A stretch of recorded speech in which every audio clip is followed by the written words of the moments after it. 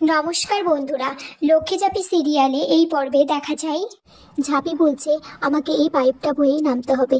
দেখো মা ছাড়া লক্ষ্মী, আমার যা হয় হয়ে যাক, আমি যেন সেই মানুষটার কাছে পৌঁছে সুস্থ করে তুলতে পারি। দীপের মা ইঙ্কাকে বলছে তুমি কেমন দেখলে বাবানকে?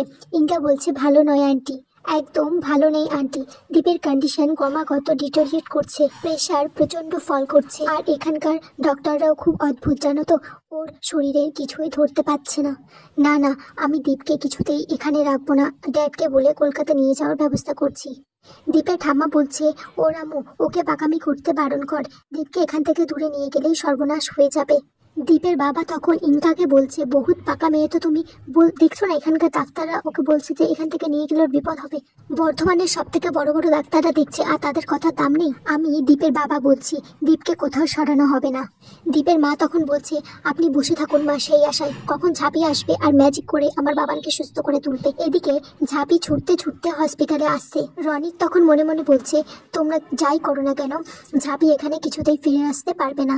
দীপের ঠাম্মা বলছে এসেছিস দিদি, আমি জানতাম তুই আসবি, নারায়ণের বিপদ শুনে মা লক্ষ্মী আসবে না তা কি করে হয়। দীপের বাবা ঝাঁপিকে বলছে কি রে, তোর হাতে লাগলো কিভাবে? ঝাঁপি তখন বলছে অত উঁচু থেকে লাফ দিলে পড়ে যাব না, আমায় যে আটকে রেখেছিল। দীপের বাবা বলছে কে কে আটকে দিয়েছিল? ঝাঁপি তখন ইঙ্কার দিকে আঙুল তুলে বলছে এই অসভ্য মেয়েটি। ঝাঁপি ইঙ্কাকে বলছে তোমার লজ্জা করলো না, এই বিপদের সময় তুমি এই কাজটি করলে?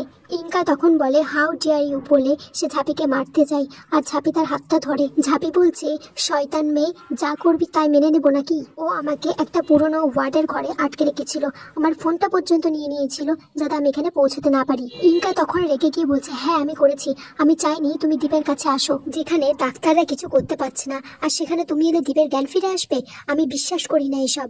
তখন দীপের ঠাকমা বলছে মার পচেনে এক চর। তারপর ঝাঁপি আর ঠাম্মি ডাক্তারের কাছে গেলে ডাক্তাররা বলছে এ কি আপনারা এখানে কেন, প্লিজ বাইরে যান। ঠাম্মি তখন ডাক্তারদের বলছে অনেক তো বিজ্ঞান ফলালেন, এবার আমার বিশ্বাসটাকে একটু ফলিয়ে দেখতে দিন।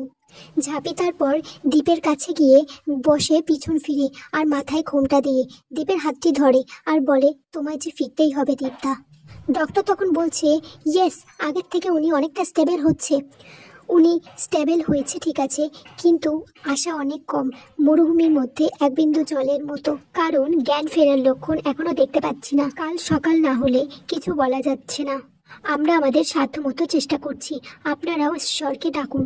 এদিকে রনিত সেই ছেলেটিকে মারছে আর বলছে একটা মেয়েকে ধরে রাখতে পারলি না, সে পালিয়ে গেল কিভাবে? ঠাম্মি তখন বলে ঝাঁপিকে তোকে এক্ষুনি মন্দিরে যেতে হবে, মার জন্য ব্রত করে মাকে তুষ্ট করতে হবে। ঠাম্মি তখন বলে এই অভিজ্ঞতা আমার পুরনো, আমার যখন বিয়ে হয়েছিল আমার স্বামী সুদের কারবার করতো, কিন্তু আমি আগে জানতাম না, জানতে পেরে চোখের সামনে ওইসব দেখে আমার রাগ চেপে গেছিল, তখন আমি বাড়ি ছেড়ে চলে গেছিলাম। জানতে পারি যে তিনি মাথা ঘুরে পড়ে গেছেন, আমি তখন ব্রত করে তাকে সুস্থ করে তুলি। তোকেও একইভাবে দাদু ভাইয়ের মাথার কাছে বসে পাঁচালি পড়তে হবে, কিন্তু যা করার করতে হবে সূর্যোদয়ের আগে। এখানেই আজকের পর্ব শেষ হয়ে যায় বন্ধুরা।